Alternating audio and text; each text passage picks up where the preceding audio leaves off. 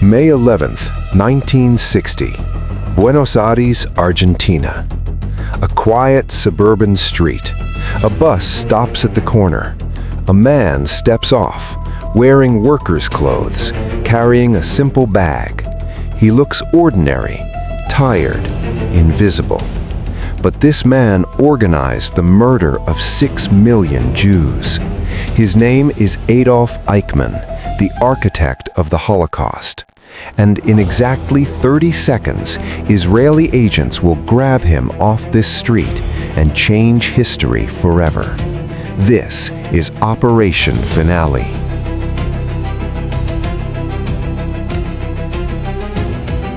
To understand why Israel risked everything to capture this one man, you need to know who he really was.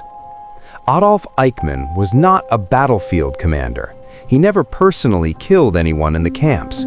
He was something far more dangerous, a bureaucrat. As head of the Reich's Department of Jewish Affairs, Eichmann was the logistical mastermind behind the Holocaust. He organized the train schedules. He coordinated the deportations from every corner of occupied Europe. He made the genocide run like clockwork. In January 1942, Nazi leaders gathered at the Wannsee Conference to plan the final solution. Eichmann was there, taking notes, organizing the details. From Hungary to Holland, from Greece to Germany, every train packed with Jewish families heading to Auschwitz, Treblinka, Sobibor. Eichmann made it happen. After the war, he told a fellow Nazi, "I will leap into my grave laughing because 5 million deaths are on my conscience, and that gives me extraordinary satisfaction."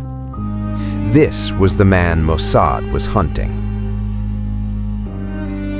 When Nazi Germany collapsed in 1945, Eichmann knew the Allies wanted him dead. American forces captured him, but he gave a fake name.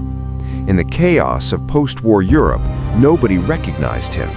He escaped from a prison camp and vanished. For 5 years, he hid across Germany, moving from town to town. Then, in 1950, he activated the rat lines, secret escape routes running through Austria and Italy, aided by sympathetic clergy and former SS networks. In Genoa, he obtained a Red Cross passport. His new name, Ricardo Clement. His destination, Argentina. Under President Juan Perón, Argentina welcomed Nazis, no questions asked. Ricardo Clement settled in Buenos Aires. He got a job at a Mercedes-Benz factory. He brought his family over. He lived a quiet, ordinary life. For nearly 10 years, he hid in plain sight. But someone was watching. The breakthrough came from an unlikely source, a teenage romance. Eichmann's son, Klaus, was dating a local girl named Sylvia Hermann. Klaus was arrogant. He bragged openly about his father's important work during the war. But here's the twist.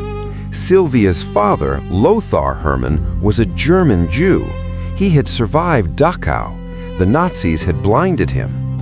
Now this blind Holocaust survivor heard his daughter's boyfriend boasting about his Nazi father.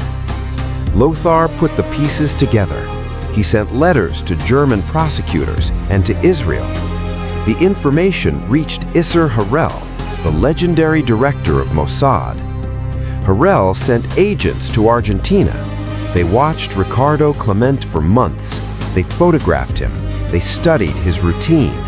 By March 1960, they were certain Ricardo Clement was Adolf Eichmann. Now came the hard part, getting him out. Mossad faced an impossible situation. Argentina would never extradite Eichmann. The government was full of Nazi sympathizers. There was only one option: kidnap him. Isser Harel made a bold decision. He would fly to Buenos Aires personally to command the operation. 11 agents assembled in Argentina. They came separately with different cover stories. They rented safe houses across the city. They acquired cars with local plates. For weeks, they watched Eichmann. Every day, he took the same bus home from work. Every evening, he got off at the same stop on Garibaldi Street. He walked alone down a dark, empty road. That was their window. The capture team rehearsed the grab dozens of times, every movement calculated, every second planned. The date was set, May 11th, 1960. Peter Malkin would make the grab. He was chosen for a reason. He was strong, he was fast, and this was personal. His sister and her children had died in the Holocaust. At 8:05 p.m., the bus arrived. Eichmann stepped off and began walking home. Two agents pretended to repair a broken-down car nearby. Their headlights provided the only light on the dark street. Eichmann approached. Peter Malkin stepped forward from the shadows. "Un momentito, señor." Before Eichmann could react, Malkin grabbed him. The team rushed in. Within seconds, Eichmann was thrown into the back of the car, pinned down by three agents. He screamed once, then silence. The entire operation took less than 10 seconds. Adolf Eichmann had been caught. At the safe house, Eichmann was tied to a bed. The agents needed absolute confirmation. They asked him questions only the real Eichmann could answer. "What is your SS number?" Without hesitation, he replied, 45326. Correct. Then the words that sealed his fate. Ich bin Adolf Eichmann. I am Adolf Eichmann. Now they had to get him out of Argentina. Luck was on their side. Argentina was celebrating its 150th anniversary of independence. Israel had sent an official delegation aboard a special El Al flight. That plane would be Eichmann's ticket to justice. On May 20th, agents dressed Eichmann in an El Al crew uniform. They drugged him heavily. He appeared drunk, barely conscious. At the airport, officials glanced at the sick crew member being helped onto the plane. They suspected nothing. The door closed, the engines roared. 22 hours later, Adolf Eichmann touched down in Israel. On April 11, 1961, the trial began in Jerusalem. The first trial ever broadcast on live television worldwide. Millions watched. Eichmann sat in a bulletproof glass booth. He wore a plain suit. He looked ordinary. For months, survivors took the stand. They described horrors that had never been spoken publicly. The world listened. Eichmann's defense was simple. He was following orders. He was just a small cog in a large machine. He had no personal hatred for Jews. Philosopher Hannah Arendt covered the trial. She coined a famous phrase, the banality of evil. Eichmann was a boring bureaucrat who treated mass murder as paperwork, and that, she argued, made him even more terrifying. On December 15, 1961, the verdict came. Guilty on all 15 counts. The sentence? Death.